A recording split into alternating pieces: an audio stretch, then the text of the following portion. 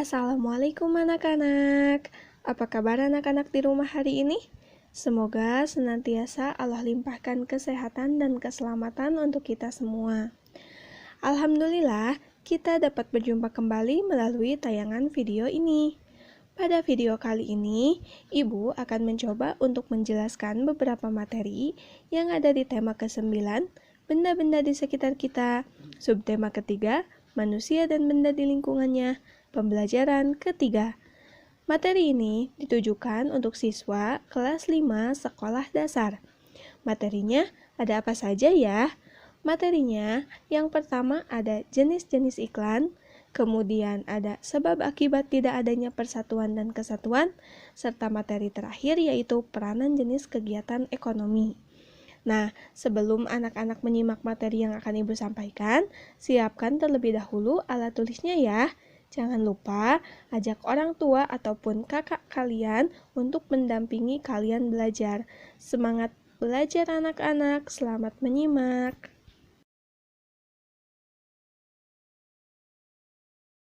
Anak-anak, yuk kita masuk ke materi yang pertama mengenai jenis-jenis iklan. Adakah di antara anak-anak yang sedang menyimak video Ibu kali ini masih ingat mengenai apa ya iklan itu? Ya, benar sekali. Iklan merupakan sebuah informasi yang disampaikan kepada masyarakat umum untuk mendorong agar masyarakat tertarik. Tertarik pada apa ya? Tentunya tertarik pada barang ataupun jasa yang sedang ditawarkan. Iklan memiliki jenis yang sangat beragam, tetapi berdasarkan isinya, iklan dibedakan menjadi 5. Pertama, ada iklan pengumuman atau iklan pemberitahuan. Kedua, ada iklan penawaran atau iklan niaga. Ketiga, ada iklan layanan masyarakat. Keempat, ada iklan permintaan. Dan yang kelima atau yang terakhir, ada iklan undangan. Kita bahas satu persatu ya. Pertama, mengenai iklan pengumuman atau iklan pemberitahuan. Iklan jenis ini biasanya bertujuan untuk menarik perhatian halayak umum tentang suatu hal. Misalnya, iklan pemberitahuan ucapan selamat ataupun iklan pemberitahuan berupa ucapan duka cita. Yang kedua, mengenai iklan penawaran atau niaga. Iklan jenis ini bertujuan untuk menawarkan suatu produk, misalnya berupa barang seperti sabun mandi, pasta gigi, makanan, atau juga berupa jasa. Yang ketiga, ada iklan layanan masyarakat. Iklan jenis ini bertujuan untuk memberikan pemahaman kepada masyarakat tentang suatu hal. Misalnya, larangan menggunakan narkoba, larangan merokok di tempat umum, pentingnya imunisasi, pentingnya menjaga jarak, ataupun pentingnya menerapkan 3M di masa pandemi COVID-19. Yang keempat, ada iklan permintaan. Iklan ini bertujuan untuk meminta masyarakat agar bergabung dengan lembaga atau perusahaan yang ada di dalam iklan tersebut. Misalnya, iklan lowongan pekerjaan. Yang terakhir atau yang kelima ada iklan undangan. Iklan ini bertujuan untuk mengundang pembaca agar menghadiri acara-acara tertentu yang sudah tertera di dalam iklan. Misalnya, acaranya berupa pameran pendidikan, seminar, ataupun pelatihan.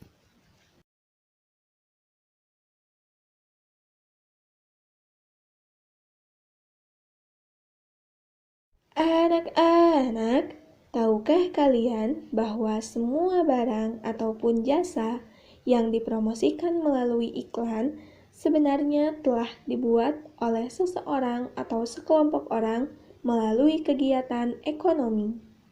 Kegiatan ekonomi itu seperti apa? Lalu bagaimana ya yang dilakukan atau yang terdapat dalam kegiatan ekonomi?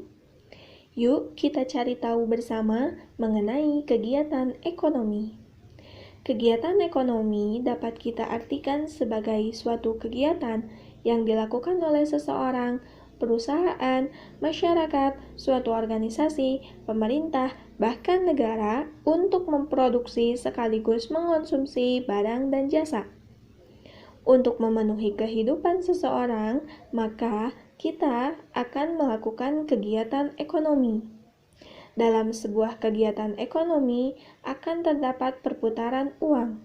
Seseorang akan mendapatkan uang untuk memenuhi kebutuhan hidupnya setelah ia melakukan kegiatan ekonomi lain, seperti misalnya bekerja. Kegiatan utama yang dilakukan dalam kegiatan ekonomi dibagi ke dalam 3 bagian. Pertama, ada kegiatan yang disebut produksi, kedua, distribusi, ketiga, konsumsi. Kita bahas satu persatu ya. Pertama, kegiatan produksi. Produksi itu apa ya? Produksi merupakan kegiatan menambah faedah ataupun kegunaan dari suatu barang. Produksi secara lebih luas dapat dimaknai sebagai kegiatan yang dilakukan oleh produsen untuk mengolah barang mentah menjadi barang setengah jadi atau menjadi barang yang utuh. Produksi berarti menciptakan benda-benda baru, barang-barang baru, sehingga lebih bermanfaat untuk memenuhi kebutuhan hidup manusia. Tujuan umum dari adanya kegiatan produksi tidak lain adalah untuk memenuhi kebutuhan manusia dalam rangka mencapai kemakmuran. Adapun tujuan khususnya adalah untuk menghasilkan suatu barang, jasa, mendapatkan keuntungan, dan yang utamanya adalah sebagai alat pemuas kebutuhan. Kedua, mengenai distribusi. Distribusi adalah kegiatan menyalurkan atau menyampaikan barang dan jasa dari produsen ke konsumen. Tujuan dari adanya kegiatan distribusi adalah menyampaikan barang atau jasa dari tempat produsen ke tempat pengguna ataupun pemakai. Pelaku distribusi dapat memperoleh upah ataupun keuntungan dari kegiatan distribusi barang yang telah dilakukannya. Ketiga, kegiatan konsumsi. Konsumsi adalah tindakan untuk menghabiskan atau mengurangi secara berangsur-angsur manfaat dari suatu barang dalam rangka memenuhi kebutuhan dan juga memelihara kelangsungan hidup. Tujuan diadakannya kegiatan konsumsi tidak lain adalah untuk memenuhi kebutuhan hidup manusia. Nah, anak-anak, ternyata dalam kehidupan sehari-hari kita tidak akan pernah terlepas dari yang namanya kegiatan ekonomi. Tentunya setiap orang memiliki kebutuhan yang berbeda-beda. Kebutuhan anak-anak dengan kebutuhan orang tua ataupun kebutuhan dengan orang dewasa tentunya berbeda-beda. Sehingga jangan sampai perbedaan yang ada membuat terjadinya perpecahan. Persatuan dan kesatuan harus senantiasa kita pupuk bersama. Apalagi negara kita merupakan negara yang sangat multikultur, negara yang banyak sekali ras, suku bangsa, maupun budayanya. Sehingga kita harus senantiasa memelihara persatuan dan kesatuan. Persatuan itu apa ya?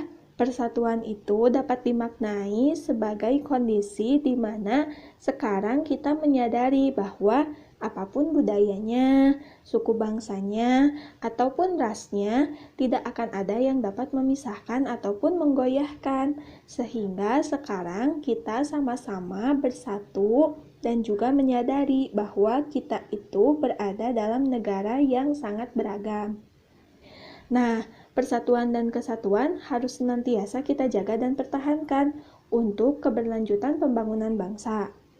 Apabila kita sekarang tidak menjaga persatuan dan kesatuan, maka akan ada akibat-akibat yang sangat tidak diharapkan. Misalnya, yang pertama, di lingkungan keluarga. Bila mana di lingkungan keluarga tidak ada rasa bersatu dan juga tidak memeliharanya, tentu akan terjadi pertengkaran, kemudian akan terjadi kurangnya kerukunan, dan juga akan menyebabkan kurangnya keakraban di dalam lingkungan keluarga. Begitu pula di lingkungan sekolah. Di lingkungan sekolah, bila mana tidak ada rasa persatuan dan kesatuan, maka akan timbul pertama, sikap sombong dan tidak peduli dengan sesama teman. Kedua, membeda-bedakan teman. Ketiga, mengolok-olok teman. Yang keempat, yang parahnya adalah terjadi tawuran.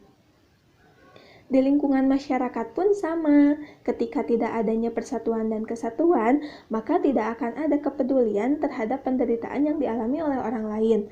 Maka kemudian akan terjadi pula kepentingan golongan maupun suku lebih diutamakan daripada kepentingan masyarakat. Yang ketiga juga tidak akan adanya kerjasama yang terjalin antar warga masyarakat.